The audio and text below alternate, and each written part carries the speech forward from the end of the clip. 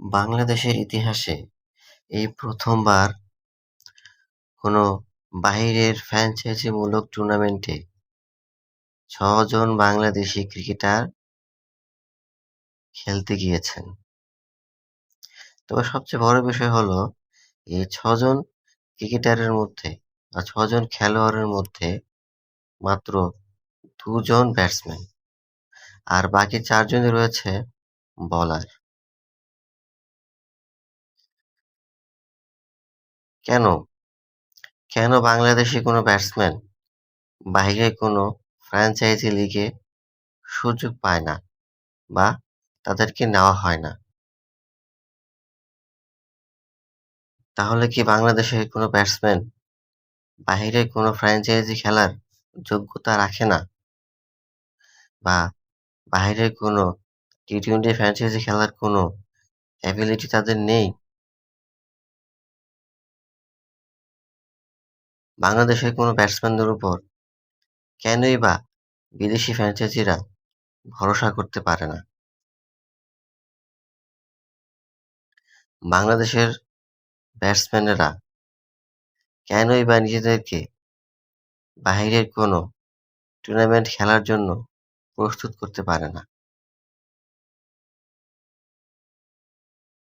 সবসময় বাহিরের যেকোনো ফ্র্যাঞ্চাইজি লিগেই শুধুমাত্র বাংলাদেশের বোলাররাই সিলেক্টেড হন। আর এবারও তার কোনো ব্যতিক্রম হয়নি। পাকিস্তান সুপার লিগেও ৪ জন বোলার সুযোগ পেয়েছেন। তাদের মধ্যে ৩ জনই হচ্ছেন পেস বোলার এবং একজন হচ্ছেন লেগ স্পিনার। আর ২ জন ব্যাটসম্যান তারা হচ্ছেন তানজিদ হাসান তামিম, বাংলাদেশ ওপেনার এবং দ্বিতীয় ওপেনার হচ্ছেন পারভেজ হোসেন ইমন। বাংলাদেশের ব্যাটসম্যানেরা ফ্র্যাঞ্চাইজি লিগে সুযোগ পান না, তার কারণ হচ্ছে বেশ কয়েকবার কয়েকজন ব্যাটসম্যান সুযোগ পেয়েও তাদের এই সুযোগটা কাজে লাগাতে ব্যর্থ হয়েছে। তাদের মধ্যে রয়েছেন লিটন কুমার দাস, রয়েছেন তৌহিদ হৃদয়, রয়েছেন বাংলাদেশের সাবেক ক্যাপ্টেন এবং প্রথম সুপারস্টার মোহাম্মদ আশরাফুল। তারা কেউই সফল হতে পারেননি। শুধুমাত্র বাংলাদেশের বোলাররাই কোনো না কোনো ফ্র্যাঞ্চাইজি লিগে সফল হয়েছেন, দারুণ বোলিং করেছেন। তাদের মধ্যে রয়েছেন নাম্বার 1 সাকিব আল হাসান। তিনি দীর্ঘ সময় ধরেই আইপিএল খেলেছেন এবং বারবার সফল হয়েছেন এবং এর পরবর্তীতেই আইপিএলে সুযোগ পেয়েছিলেন মুস্তাফিজুর রহমান। তিনি তার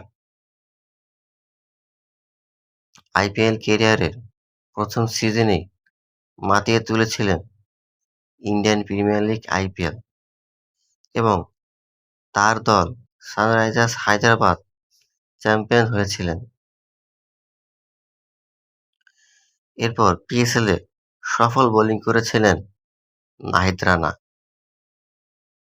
তার গতি দিয়েই পিএসএলের ব্যাটসম্যানদেরকে কাবু করেছিলেন। এরপর লেগ স্পিনার হিসেবে সফল হয়েছিলেন রিশাদ হোসেন। দুর্দান্ত পারফরম্যান্স বোলিং করেছিলেন বিগ ব্যাশেও। আর সেজন্যই এবারে বিপিএলে খেলতে পারেননি রিশাদ হোসেন। বলা যায় বাংলাদেশের বোলাররা দুর্দান্ত পারফরম্যান্স করে যেকোনো ফ্র্যাঞ্চাইজি লিগেই তারা সফল হয়ে এসেছেন, কিন্তু ব্যাটসম্যানেরা কখনোই সফল হতে পারেননি। আর কেন হতে পারেননি তার সবচেয়ে বড় কারণ হচ্ছে বাংলাদেশের ঘরোয়া লিগ, বাংলাদেশের ডোমেস্টিক লিগ এবং বাংলাদেশের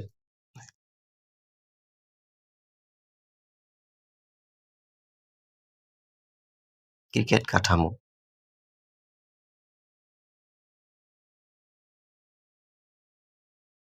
তবে বাংলাদেশের ব্যাটসম্যানেরা কি আর কখনোই কোনো ফ্র্যাঞ্চাইজি লিগে সুযোগ পাবে না?